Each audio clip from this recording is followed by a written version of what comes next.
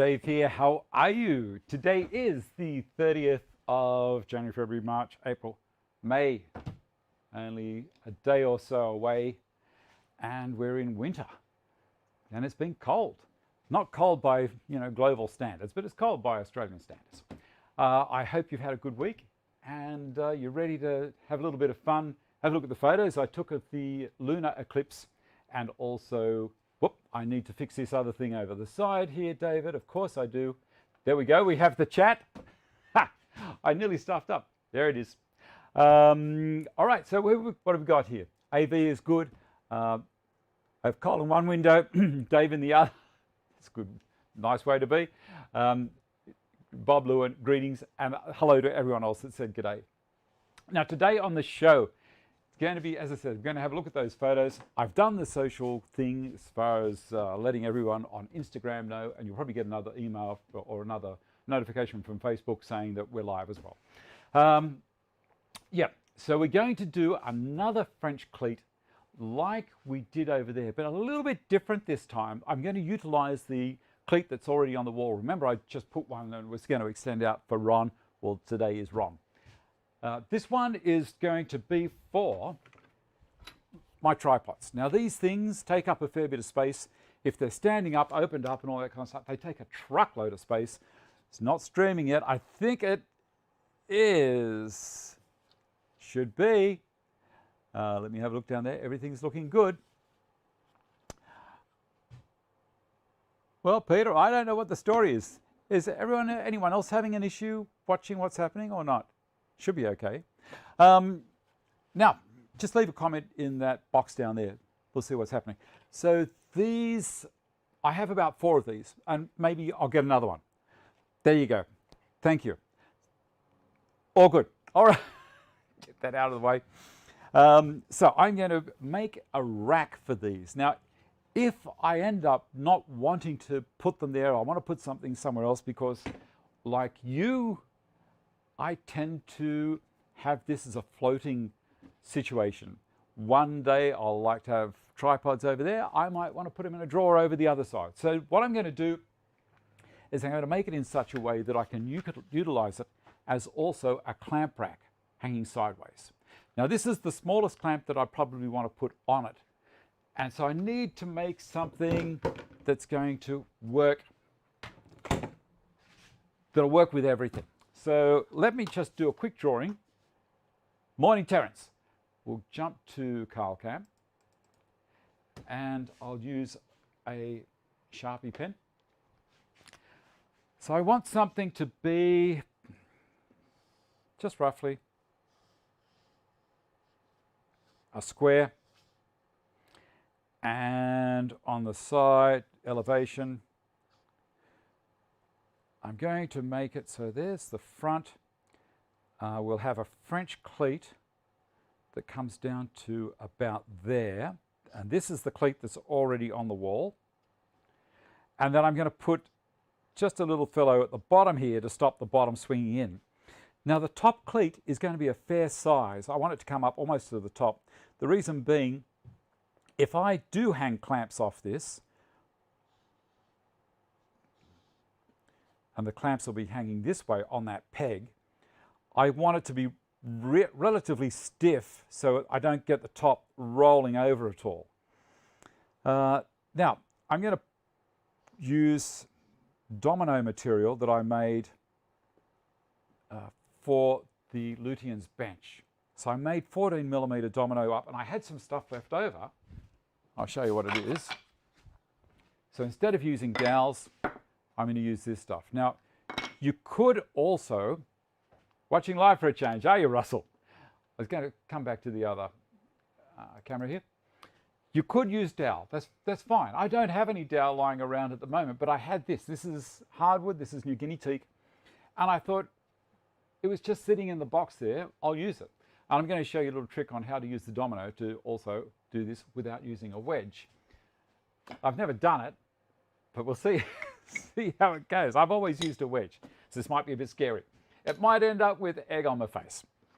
So we need the sizes, and I've gone over there and done a quick measurement.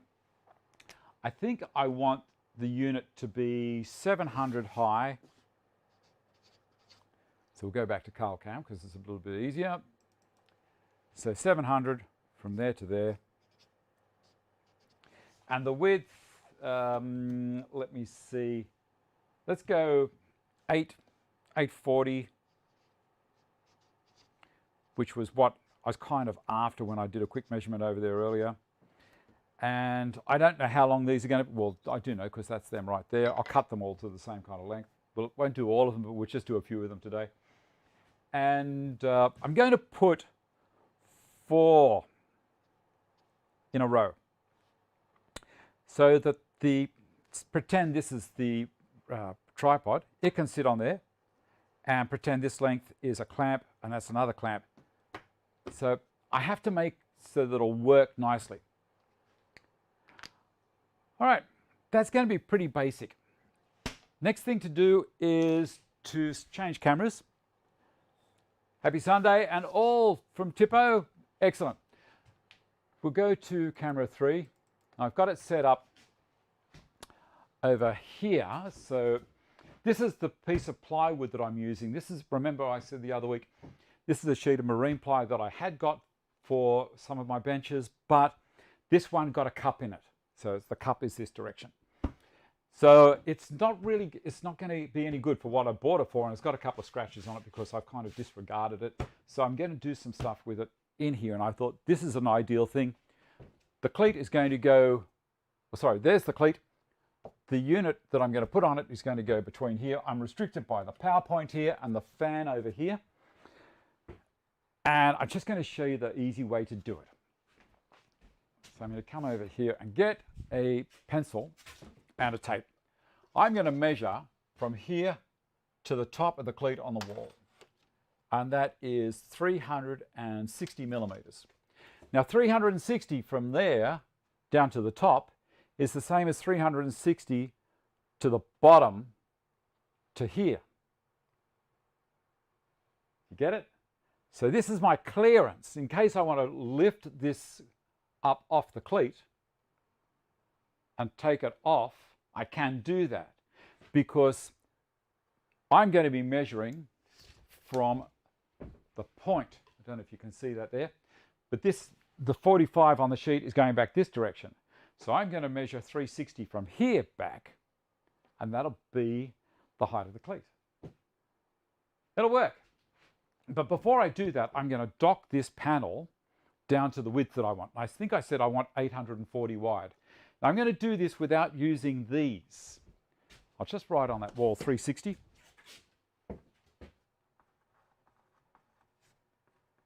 From there to there. And that'll remind me when I get to that stage. All right, so what I'll use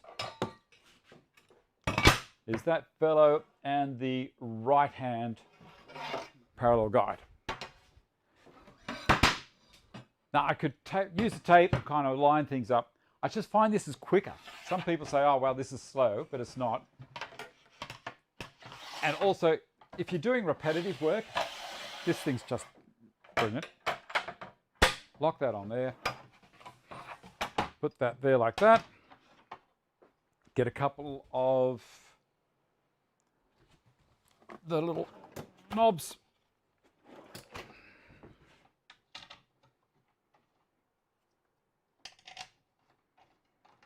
And now I'm set up for measuring. And also the good thing about this, it reduces any tipping that you might get from the parallel guide.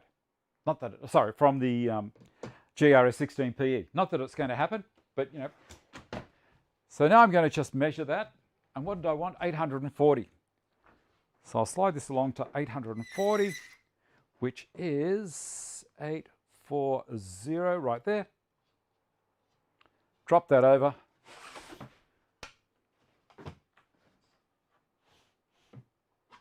Give it a little bit of tippy-tippy, and it's done. Now that is going to be 840 wide, and I'll show you more as I'm going along. Get the saw out. Now this is the super duper easy way, and these are expensive items. So, you know, it is what it is. I did make comment below in the description box below the video. You can do this with a straight piece of timber and a circular saw. It'll do the same thing, maybe not as neat, but you'll get a pretty good result if you haven't got this gear. You don't need this gear if you're going to be doing it once or twice. I got this stuff because it makes life easy for me and I do a fair bit of work.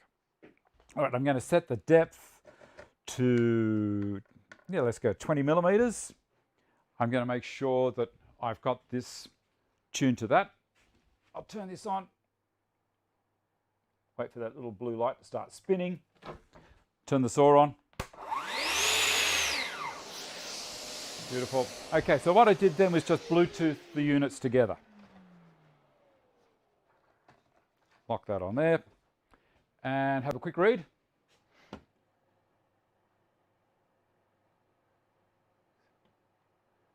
I had to get out and complete blah, blah, blah, blah, blah. 3 a.m. here, not often. Julian, well, thank you very much for dropping in at 3 o'clock in the morning. Thanks, buddy. All right, throw the eyes on and we'll just do this cut. I'm going to move around a little bit because this is a long cut to get to the other side of the sheet.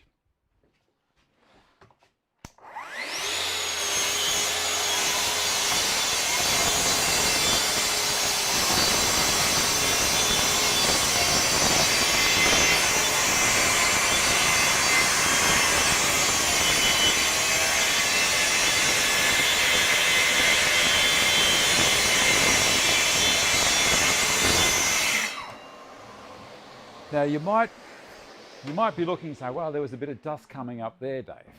There was. You know why? I forgot to do something. See this guy here? This is up high. I should have pushed it down like so to be the right height when I put it on the track again, to be the splinter guard, and also it's the front part of the dust extraction. So if that's not down, dust is going to go everywhere. You might have seen when I've used the table saw that if I'm just taking the edge off something on the table saw, dust goes everywhere. No matter how good your dust extraction is, stuff's going to go flying out the side. All right, so we'll have a look at that.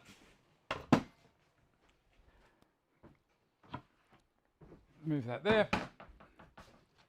There's my board. Look at that. I don't know if you can see how clean that cut is on that side, but it's pretty good. All right.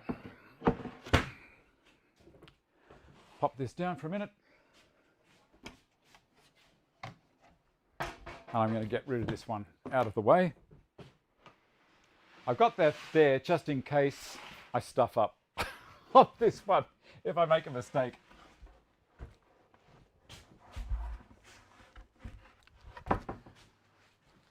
All right, my first cut is going to be, sorry, that was my first cut, but my next cut is going to be, what was it, 360? So I'm going to come 360 this way, and I want to make sure I've got enough left there.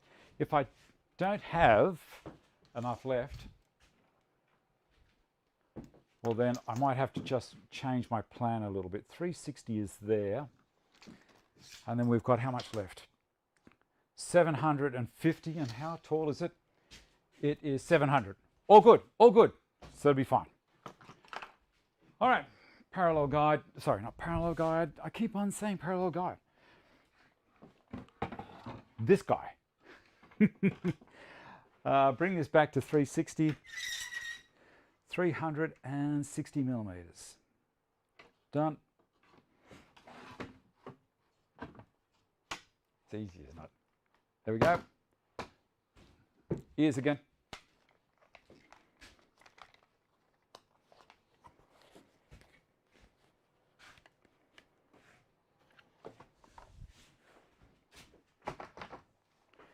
Here we go.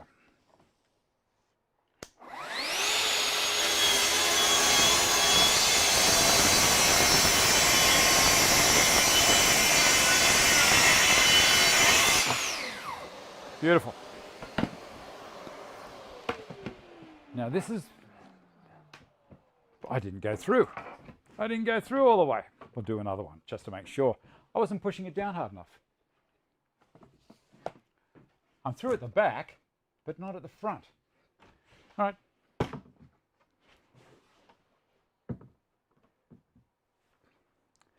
Pull that back just a little. That's a bit embarrassing. I wonder why that happened. It's just right at the front. Oh, I know why. I need to bring this back just a touch.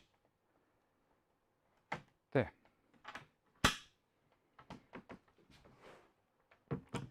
The saw, what happened there was the saw wasn't back far enough. It was hitting this guide. And so, because the blade is a circle, it just didn't get the full plunge. I'll do the right thing.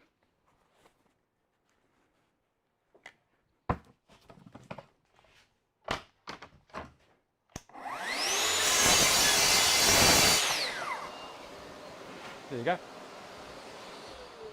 All right. Now that's my piece that I'll be using in a minute. Let me have a look.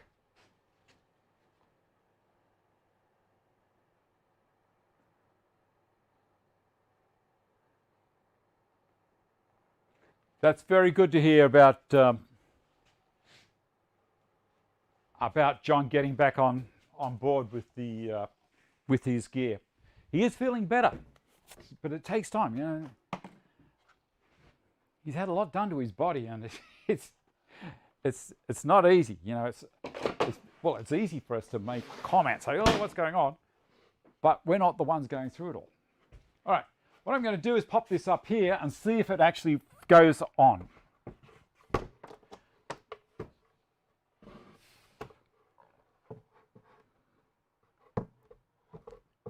It does, it does, it does. There we go. Okay, show's finished. Everyone go home. No, that's great. That's pretty cool. Now what I want to do next is cut this piece down to, what did I say, 700 deep. And it's going to go that way. So I'm going to rip it this direction. That's the crappy edge from before. These are my nice, I'll bring them over so you can have a look. Nice clean edges here. There and there. And this one is rubbish. So I'm going to cut that one off. And all happening using the GRS-16. 700 is down here.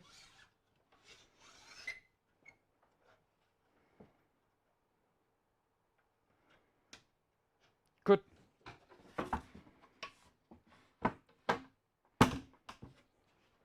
And I've got that little bit there. I was just looking down here, and that line that I put there at 700, it's spot on it. I love it. Okay. And we've got the right width. I'm pretty sure. Well, it's the same width as that. Here we go.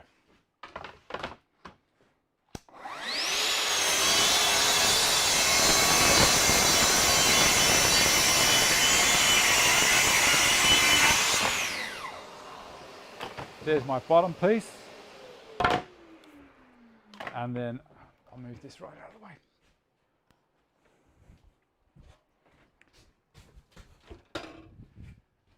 Hold on. It's just so easy. So this piece is going to go on there. Now this is one of the tricky parts. What I'm going to do is take this off here for the moment.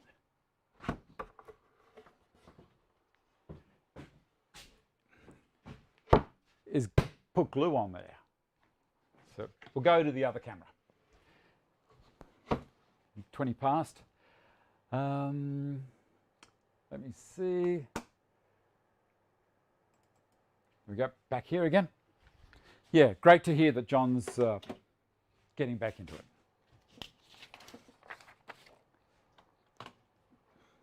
Now, how about we have a look at a couple of photos while we're waiting about this? Where are we? Now, I took some photos, and I took one with my phone. Let me see if I've got it. Here. I may not have put it in here. Moon rising, wide. All right, this is what I was looking at from where I live. Now you see the moon and a bit of cloud on the left-hand side. And also this constellation that you can see there is Scorpio. So just above the moon is a bright star. Off to the right, there's a couple more. And then the right hand and down a little bit is the beginning of the body of Scorpio. And you can see it kind of tracks down a little bit and around to the right, then turns around, curls back under towards the left. That's his tail. So that was interesting to see that. Now this photo I took with the mobile phone, with the camera in the phone, which for a phone is a bloody decent photo. I was pretty impressed. Now the other thing, I got one of my video cameras out, and I thought, you know what, let's have a look at how quickly the moon travels through the sky. And you can see the eclipse has already started, not the total eclipse part, but the other part. And obviously that's the Earth's shadow on the right hand side, but see the moon traveling up through the screen. That's pretty fast. So you have to set your camera gear up at a pretty fast speed to be able to get a decent shot that's not too blurry. But you see the eclipse slowly coming across the bottom there as well. So I think you probably had enough of looking at that. This is what I shot the photos with, the actual photos I'm about to show you, which is left over from my day. I've had this good camera gear for about 18 years. About 18 years ago, I got into sports photography, and it paid for itself. Was overcast for you, Kiwi. That's no good. So these are things that I've had. It's been about 10 years since I got these things out of the cupboard.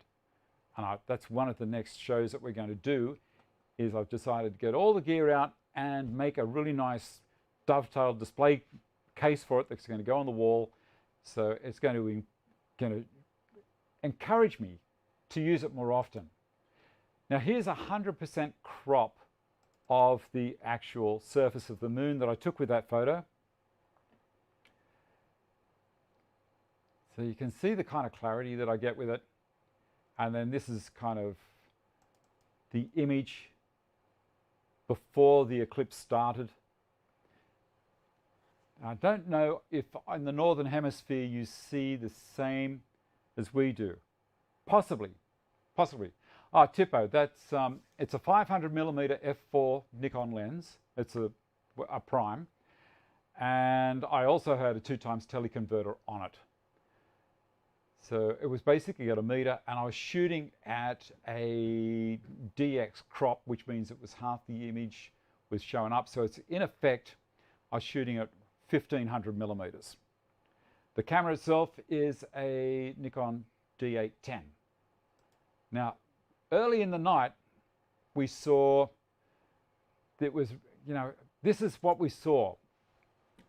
Now, because I'm shooting through the horizon and where I am up in the Blue Mountains, I'm looking out over the top of Sydney. So there's a whole lot of the western suburbs and Sydney. It's all got a lot of light coming up and a lot of pollution, like a lot of light pollution in the air, which makes it very hard to get a sharp image because it's like looking at something through a heat haze. So you'll notice that the the atmosphere has actually created the moon to look like it was kind of elliptical in shape. See how it looks wider than it is tall? It's pretty much a round sphere. As I say, you have a look at that and then have a look at this one when it's further up away from the effect of the horizon. So what we might do now is come back to the project and keep going. Some of the things to be aware of with photos and taking photos of the moon and eclipses. There's 3 things that you need to control when you're taking a photo: speed, aperture, and ISO. Now, the speed is what you want to do to to try and freeze it. So if it's moving, you want to be able to freeze it so it doesn't look like it's moving. When I used to shoot people playing cricket, bowlers bowling a ball straight at me, I could freeze it so you could see the stitches. So I'd have to shoot around about 1/2000th of a second to do that. Now, to lock that speed in, you also have to have your aperture, which is what's going to let enough light onto your film or your sensor to be able to give you a correct exposure. Now, correct exposure is basically, if I'm looking at this cup, for instance, the photo I take of it is going to look exactly the same as if I'm looking at it. That's the ideal thing. Now, we can trick it around a little bit. We can make it look brighter or we can make it look darker, but you play around with these three things to achieve that. But speed is the most important thing for something that's moving at speed, fast. The aperture I've already explained. Now, aperture can also give you what's called a depth of field, a very shallow depth of field. Like, you know, if I took a photo of that cup, for instance, in here, and I wanted all the background behind it to be blurred, I would shoot at a very large aperture, which means the iris inside the lens is open right up as wide as it'll go to let maximum amount of light in, and that changes how it sees the image. It will only focus on a very shallow area. So I can take a photo of someone and focus on their eye, and the front of their nose is just starting to go out of focus, and the back behind them. And so everything looks nice and creamy behind them. So there's little tricks.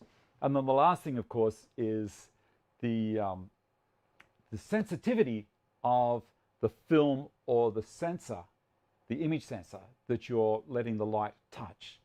So back in the day, if you went to let's say a chemist or a supermarket and we bought film, a lot of us had these little Instamatic cameras, the little Kodak Instamatics, you remember them?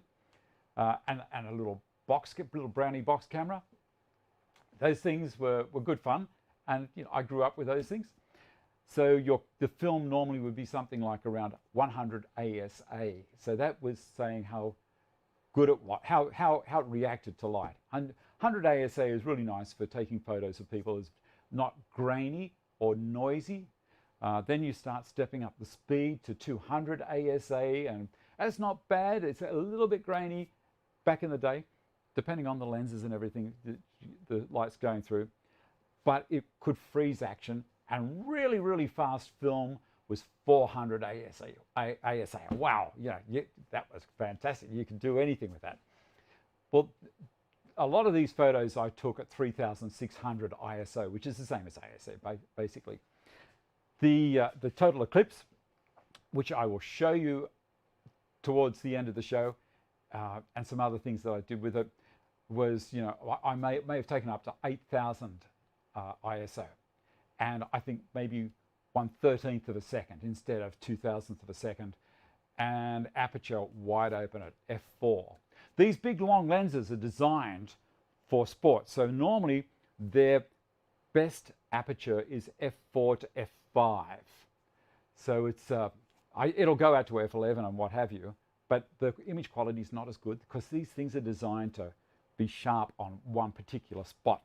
All right, glue is the next thing. I hope I haven't bored you too much with that little photography lesson, but I used to have a passion for it, and I think I should get it back because it's fun, and you know, it's a way of remembering stuff that you do. Like, I have a look back through some of the sports photos that I took, and it brings back other memories for me, and it's very enjoyable. Now I'm going to glue all of this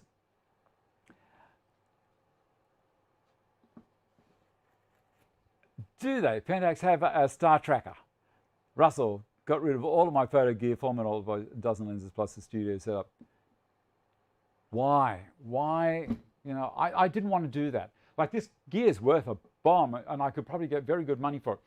But no, I might pick it up. I might want to go with it again. So that's why I'm going to make this this display cabinet for it.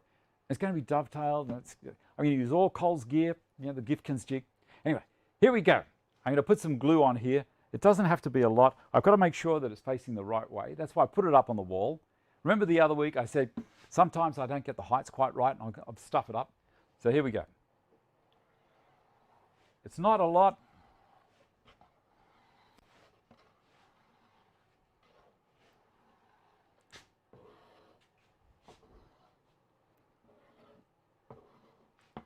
It really didn't need to have a truckload of glue on it. See that? That's all I've done. I'm going to put this over there. So I'll switch cameras. Remember, finally, 400 ASA, the difference was amazing. No one was ever interested in buying my gear. It wasn't digital. But the lenses, all my lenses are F-mount, Nikon. And so they work with the film cameras and also with the digital cameras. I love them. Anyway, let's go to the other camera. I might come in a little bit closer with that now. Take that out of there.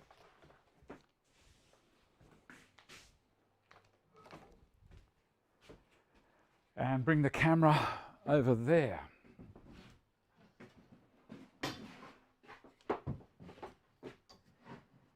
And tip it up a little. How's that, guys? Is that all right? All right.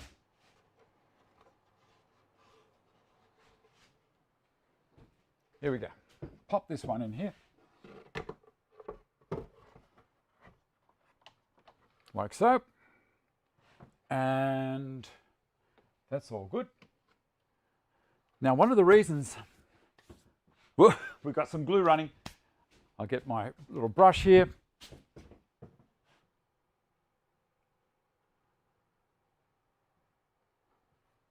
I didn't think that one through, did I?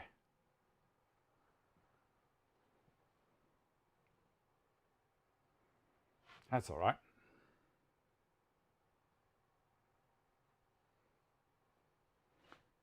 I don't want it to glue it to the cleat below. That would be a little bit of a horrible thing to happen.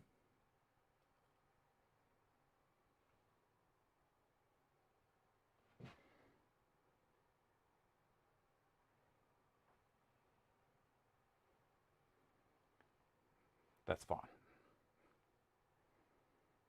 Good. All right. So I'm going to put some nails in. This is a little 18 gauge brad nailer. And I use this for really tiny work. They're 1/2-inch brads. They're 18 gauge. These I'm going to use 1.5 inches, which is 38mm. And it should be okay. And get a battery from my battery charging station. I think that's going to work.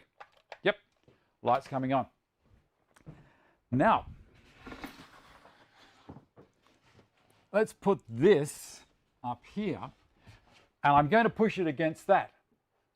So it's going to look nice, I hope.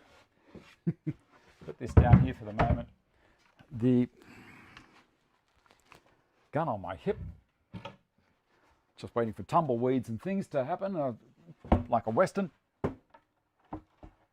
And put it in line with the top.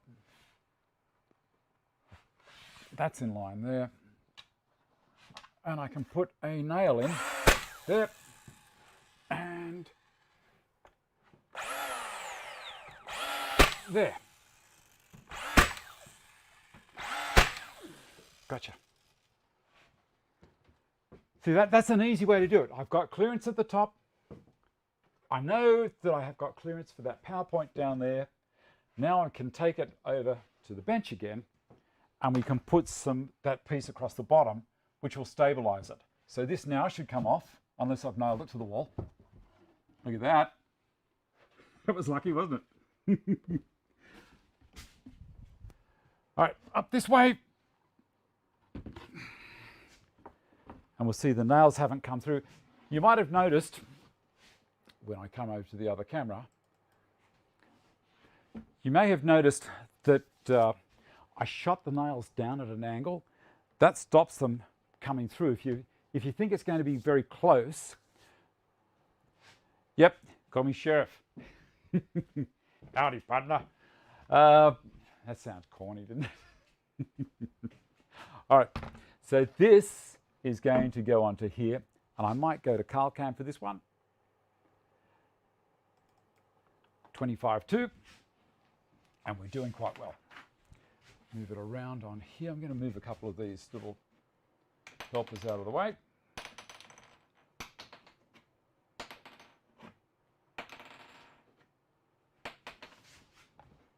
And that, spin this one around this way.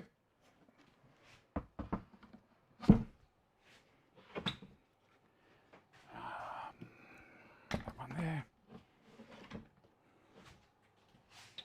Coffee, have a quick sip. We got 83 people watching. That's lovely. Slide it on up to there. Glue. I'm going to glue onto this one because that'll make it easier.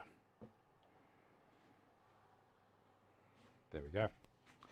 And the brush that I was using, I'm going to give this brush a quick wash.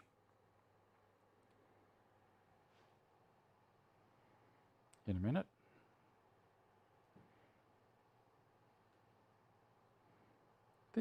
This is just a little paintbrush,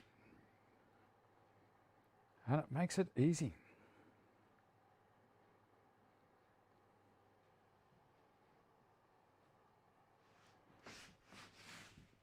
In the water.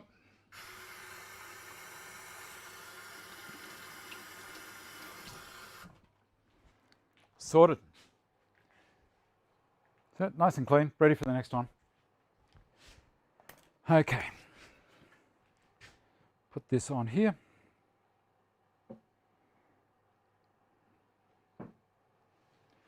And I'm going to put the specs on. I should have put the specs on earlier because you only get one set of eyes.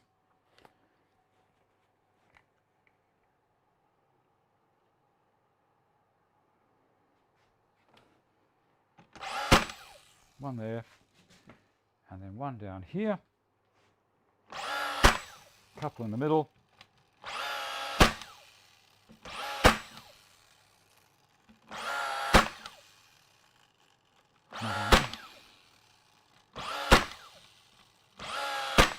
cool, excellent. 86 now.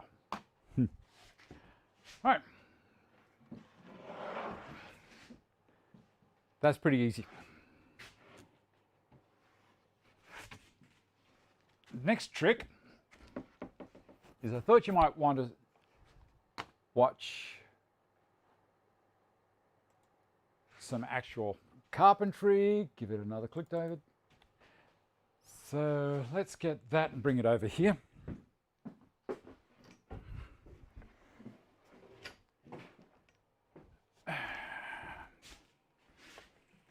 Down about there, I think.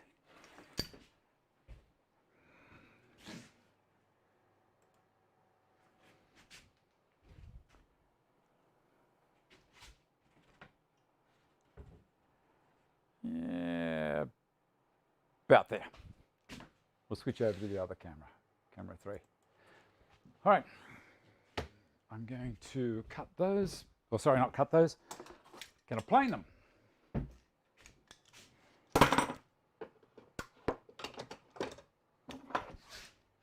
And hopefully it's going to fit inside there.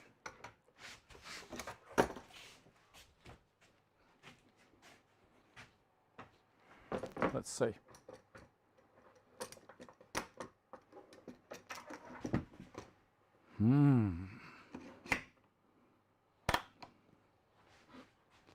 Got there.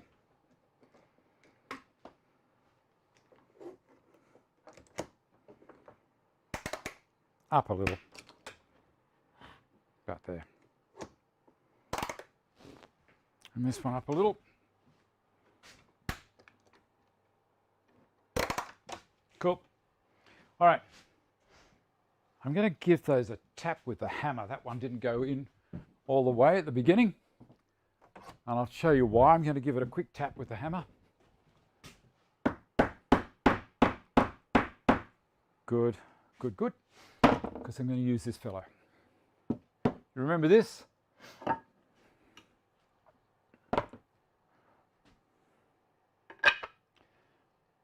So what I've done there is I've put the jointer fence on, and let's see if it still remembers how to work.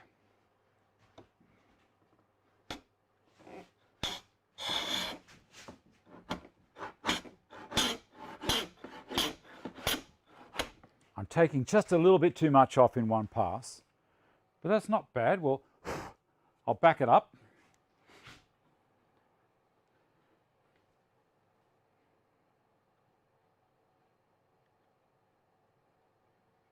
That's a bit better, and just straighten it up.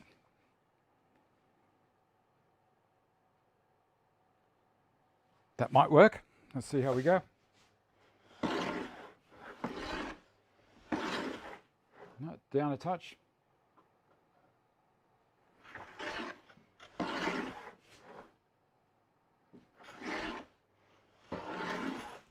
What are we hitting on there?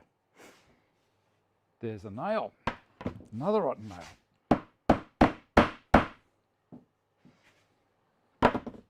That's better.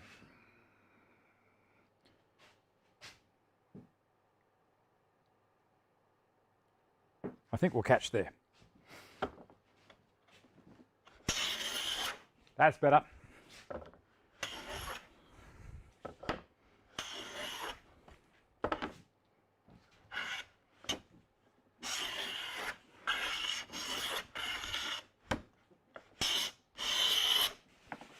Look at that. It's beautiful. All right, so that's the bottom. All good. We'll flip her over and do the other side.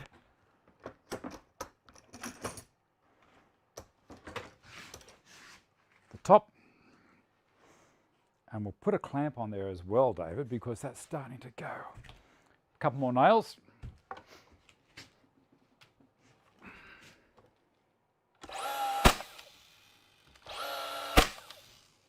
That's got him. And a clamp. Why not?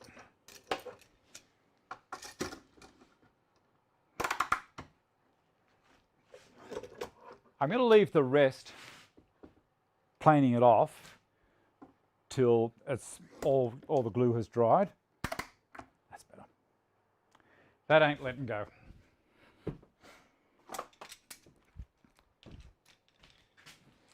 So I don't want to rush it, even though we're doing well for time. Put one there. There's a fair weight in it.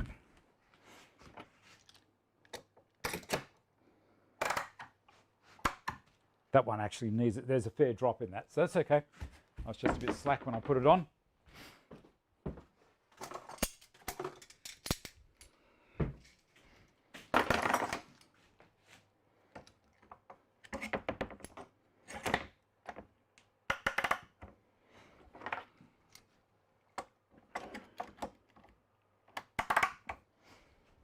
That's good.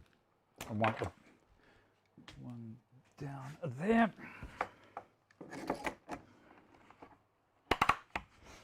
Excellent. That'll do.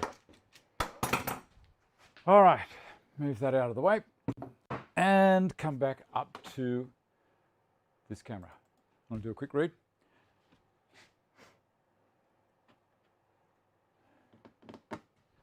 All right, so that's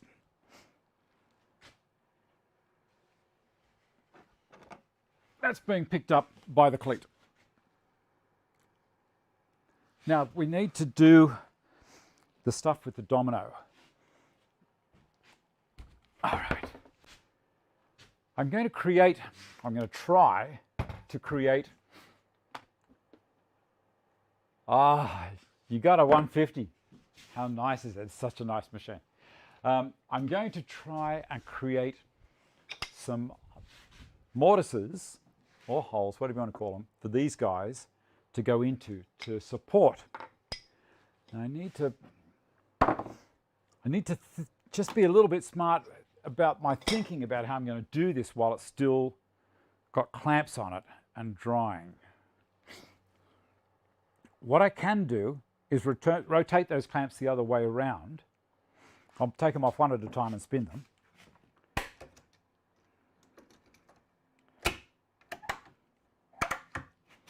That's working.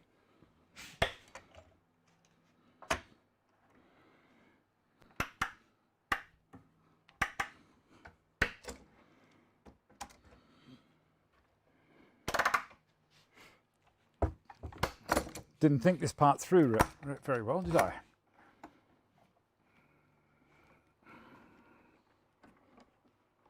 You're probably thinking, where's Dave gone? He's hiding. He's back again. Okay. What I've done was just rotated all of those clamps from going that direction because I want to work on the face. So I think now I can spin this around like that and hang it over the back of there. Move the nail gun out of the way. And that's cool. Now I've got to make sure this is the top, this is the bottom. I know that because the top has all of the clamps on it. The bottom doesn't have as many clamps on it. Put a clamp on there, David. Where are they?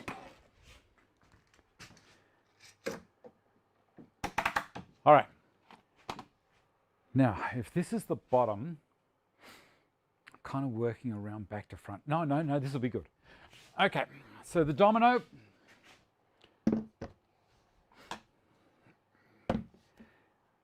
Ordinarily, the domino is either like that or like that. Okay. What I'm going to do is set this up at 22.5 degrees. There's little indents on the side of the machine. So I've set this gate or fence table at 22.5. Now when I set it up like that, the domino is going to do a plunge, but I don't want it to move around at all. So what I want to do is come up possibly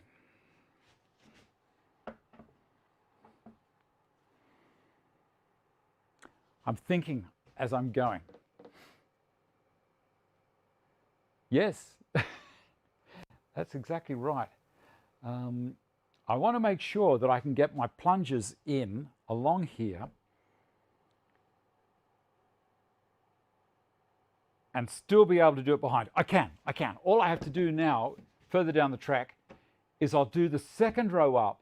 The first row I'll do by putting another packer here, 36 thick, that high, and then I can bring the domino right over to the edge to get the bottom dowels in. Wherever I put them, that's down here. So we're going to end up, hopefully, with dowels here, and then there, like a coat rack.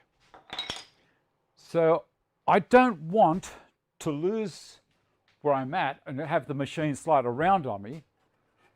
So I'm going to put a piece of wood, that's straight enough, as a guide for the back of the domino. And I'll clamp that on as well. Let me see, how far up do I want to come with this?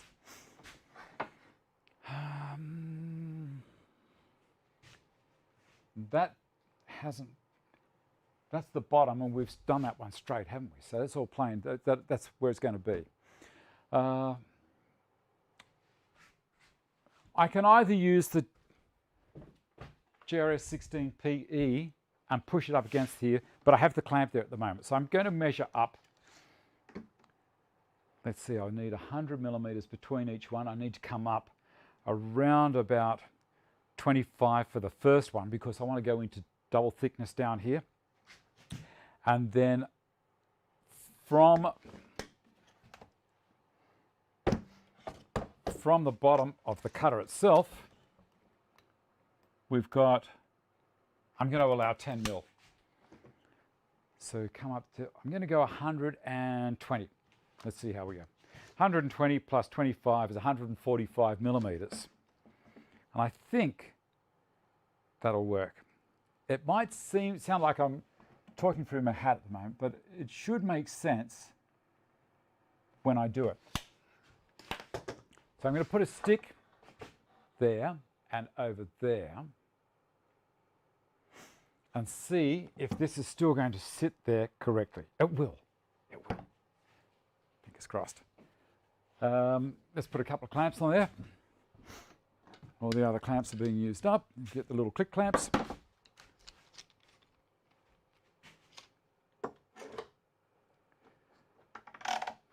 That one.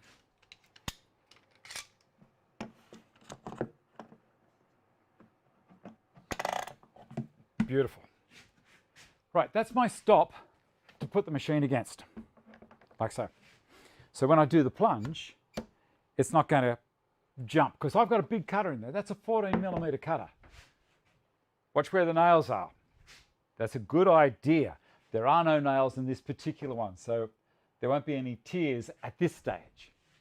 All right, we're going to do this. And then I'll show you some more photos. I'm going to show you some photos of what Wendy, who is Peter Lysiak's betrothed, has been making. So this is going to happen pretty quickly. This one on here. And let's come in possibly. I'm going to just do the one to start. I'll come in around 150mm.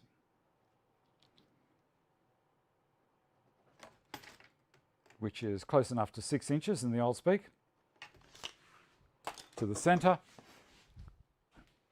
Eye muffs.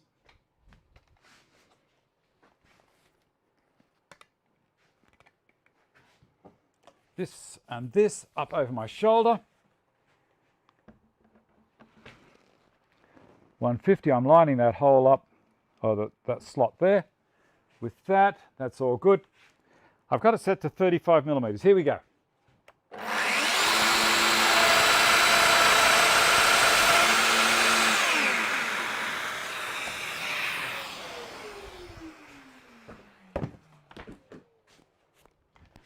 And let's see what we've got.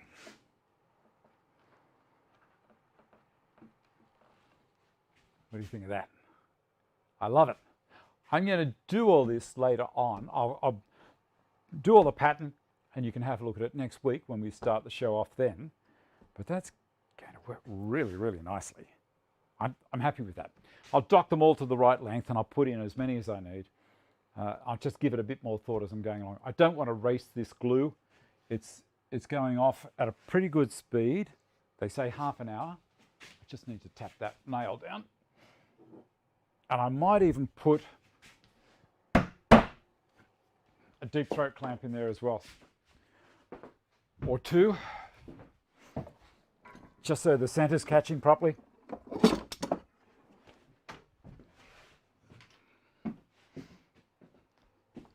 And then we'll jump over to these other things.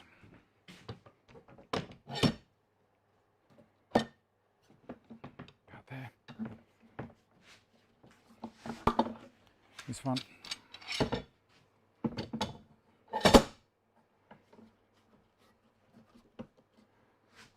Good.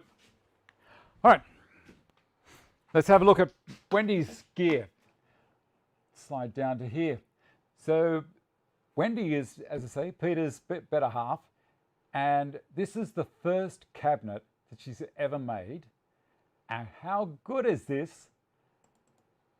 There you go. She's made all of the drawers, the works. The one on the left-hand side is a filing cabinet. And she's enhanced the filing cabinet with new drawer fronts.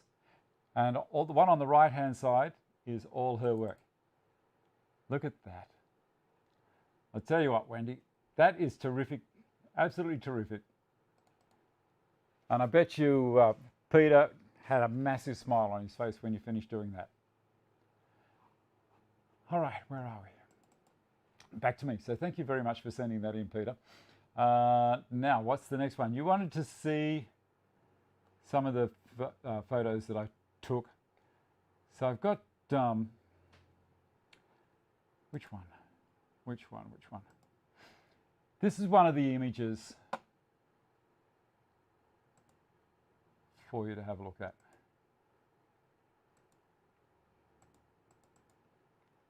So that's the different stages. That's the moon and the times underneath. That you can see the one on the left-hand side before the eclipse.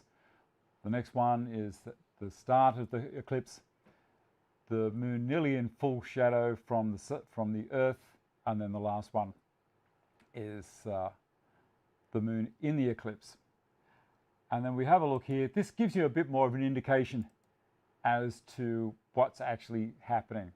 This is as the moon was rising. So these are all taken from my backyard, and sat in the naughty corner. Oh, dear, dear, dear. Got up late again, baby, hey? All right, so I was pretty happy with those. It was good fun doing it, and it's really, puts a smile on my face when I get something done and it actually works the way I wanted it to. All right, you like those photos? Thank you. Good. Right, now next week, give me a sec. I'll grab what we're going to do. I've got this big chunk of cedar that I rescued from going through a chipper around about 3 years ago. See this? It's a big chunk of tree. This is Australian cedar. So it's a deodar. So how you know for a deodar is the cones on the tree are on the underside of the branch, not above it. See, radiata pines, the cones are on the up and around. These ones are hanging down. So this, you might have remembered I got the big Triton 7-inch wide power plane to clean this up a little bit. Actually, it wasn't this, it was a piece of bloodwood, that's right. So these ones, I'm going to dock the ends off and then I'm going to rip them. So I've got two different chains. I've got a crosscut chain and I've got a rip chain. We're going to see how it goes, whether there's anything in here that's worthwhile or whether it's going to just be firewood. We'll see. But if it ends up being firewood, I have some other wood here that we can use. So some more cedar and some Honduras maple or whatever it is, mahogany I should say, and we'll get through with that. Now this afternoon you should offer the eclipse photo for sale. If anyone wants to buy it, they can buy it. I'll have a think about that. I do have a photography sales site. It's called SmugMug. So if you go into, type in SmugMug, SMUG, and then type my name in, or DKS Photography, that's what I used to go under all the time, you'll be able to, I might load it up there. We'll see. You can buy prints directly off that site. But that's from way back when I was doing sports photography. You can have a look at the kind of stuff I used to do. Hi, sweetie. How are you, Bink? Now, this afternoon, we're going to have the chat, but it's only going to be for about 10 minutes because my niece is having an engagement party. It's down in Sydney. We've got to get down there pretty quickly. I have family up there waiting to go. So what we'll do is we'll wind the show up. Next week, as I said, we're going to play around with that piece of wood, see what we can do. I'll show you the result of this on the wall, and also try and mill some of that cedar, and then the week after we'll get stuck into doing all the dovetails and design the whole thing and maybe do a glue up at the same time. Going to utilize what Cole's been telling us how to do. SmugMug DKS Photography. Thanks, baby. You got to put a link up there, sweetie, if you can find it. And the week after, or a few weeks after that, we're going to do something else really, really nice. I'm going to do a river table. Now, this hasn't been done by me because I thought it was being done to death. Now, this is a piece of camphor. This is one of the pieces. I have two, and it's going to be an interesting table, and I'm not going to tell you what its use is going to be for until right at the end, because I like to keep you all thinking about things. All right, so for all of my patrons, thank you very much for supporting me through all of this. This is stuff that I hold off during the week and I save it for the show so everyone's got something to watch. And it's the patrons that are actually keeping me here doing this. Okay, so if you want to become a patron, check the links below. in the video description box. Also, I will turn off the chat session after the show, so you'll only be able to see the chat session that's coming up down the side here. All right, that's that. There we go. Look after yourselves, be nice to each other, and I shall see you next week. Bye.